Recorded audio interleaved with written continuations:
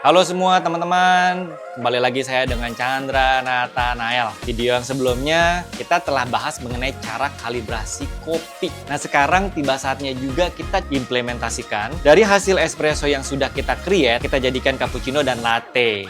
Nah buat teman-teman semua yang kira-kira masih belum terlalu paham apa itu cappuccino, apa itu latte, semoga dari video ini bermanfaat. Yuk kita mulai.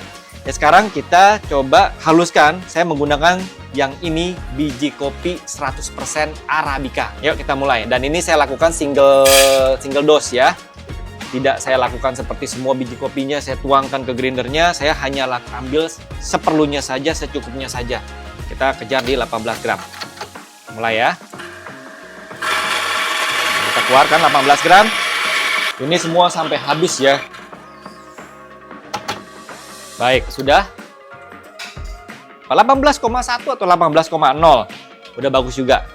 Nah, saya mau perlihatkan sebelum kita hancurkan. Dari sini teman-teman bisa melihat referensi dari biji kopi 100% Arabica yang saya kalibrasi. Tingkat halusnya benar-benar sudah sesuai. Jadi ya ada yang menggumpal di sini, terus dari yang warna-warna putih, yang kasar-kasarnya juga ada, jadi bercampur. Nah, oleh sebab itu kalau mau dibikin jadi latte, ini disatukan terlebih dahulu.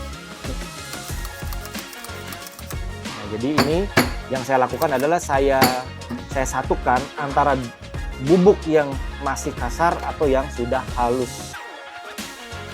Tamping, distribusi ya, kita tamping.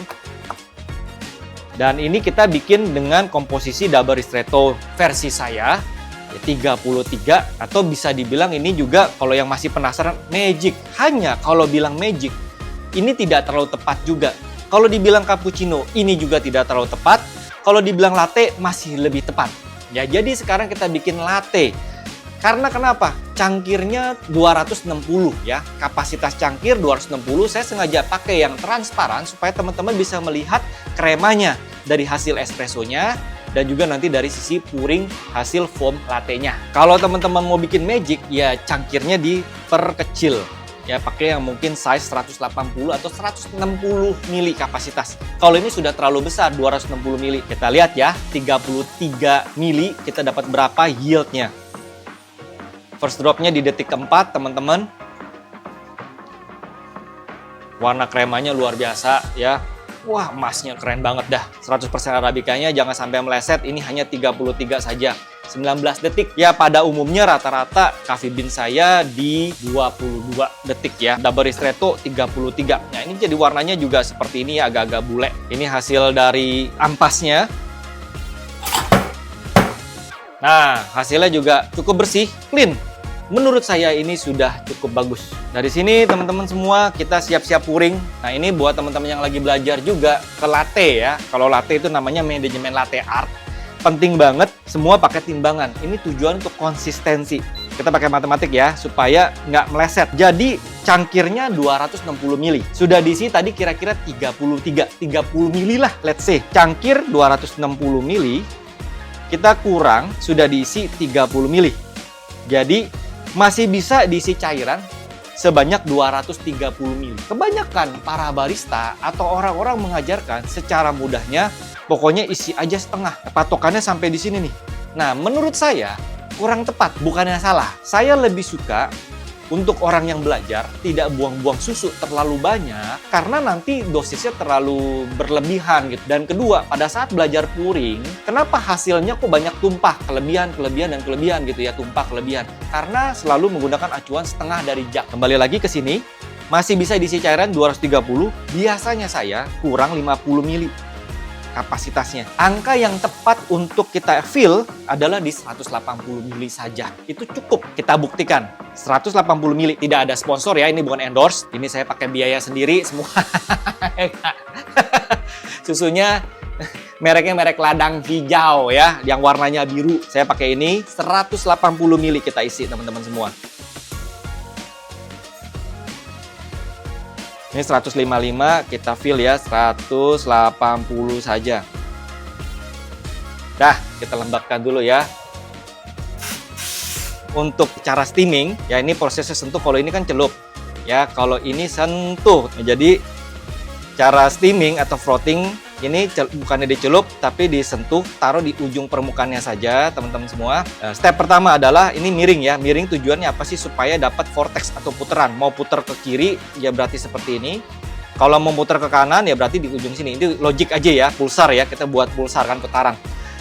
Jadi sekali lagi untuk stretching, namanya stretch, ditarik. Ya, stretching diregangkan, susunya kita pertebal. Untuk mempertebal atau proses stretching adalah kuncinya disentuh. Kemudian langkah berikutnya, dengarkan suaranya. Pada saat bunyi stretching, bunyinya juga sama seperti stretch ya, tret gitu ya. Sampai bunyinya batuk-batuk, kemudian naikkan kira-kira setengah senti atau hampir 1 senti. Sampai nanti bunyinya mendesis halus. Langkah yang terakhir adalah jangan sampai terlalu panas, tidak bisa dipegang. Mulai. Ya, udah tebal langsung tuh. Ya, batuk-batuk. Kita naikin. Bunyi mendesis. Hati-hati, jak hampir nggak bisa dipegang. Cukup. Ya. Dan ini hasil dari foamingnya ya. Tuh ya, teman-teman bisa lihat. Nice. Oke. Cukup ya. Kali ini yang magic saya menggunakan tambahan ingredient dark coklat untuk menambah flavor karena yang minumnya lebih suka ada rasa coklat-coklat aslinya, bukan coklat-coklat dari aroma kopi. Ini saya jumping jack ya, jadinya jumping jack itu ya kita pindahkan untuk bila foamnya terlalu tebal, dengan kita jumping seperti ini, itu memecah foam sehingga lebih halus hasilnya. Itu tujuan utamanya. Ini saya putar-putar seperti ini, kita aduk, kita satukan terlebih dahulu, sehingga dia akan jadi lebih halus.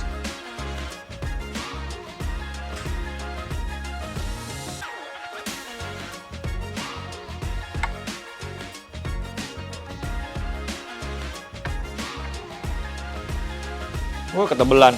Giliran buat YouTube jelek gitu.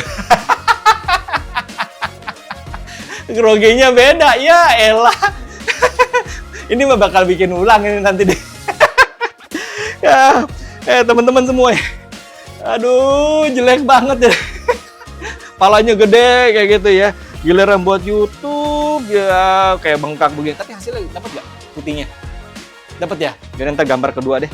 Jadi semua yang bagus-bagus saya kalau buat YouTube yang bagus-bagus ya. Kalau yang TikTok biarin aja. Ini saya udah puring. Teman-teman tadi udah lihat hasilnya memang nggak gitu bagus, saya jujur aja. Ngaku ya teman-teman semua ya, tiba-tiba grogi. Ya tapi teman-teman saya mau infokan, tadi kita udah timbang-timbang 180 ml susu whey. Jadi pada saat kalau kita tuang semua, seluruh jaknya, ini habis satu, dapat mengisi 100% dari isi cangkir 260 ml ini. Hasilnya teman-teman bisa lihat, jangan lihat gambarnya, oke, tapi tetap masih ada pattern ya, swannya masih dapat walaupun palanya kayak habis kejedot meledak gitu ya. Semoga menjadi referensi teman-teman semua, kenapa kapasitas susunya itu dikurang 50 ml. Nah, oke, sekarang kita bikin lagi, ini kan magic.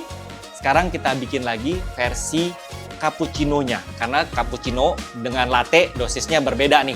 Ya anyway, ini sebenarnya tadi magic ya sebutan saya karena espressonya di 33 ml. Lanjut ya, kita bikin dengan coffee beans yang berbeda. Yang pertama tadi kan kita pakai 100% Arabica, sekarang kita pakai yang house blend-nya saya dengan mesin grinder yang kedua. Saya Chandra Nathanael, undur diri dulu, sampai ketemu di video berikutnya. See you around.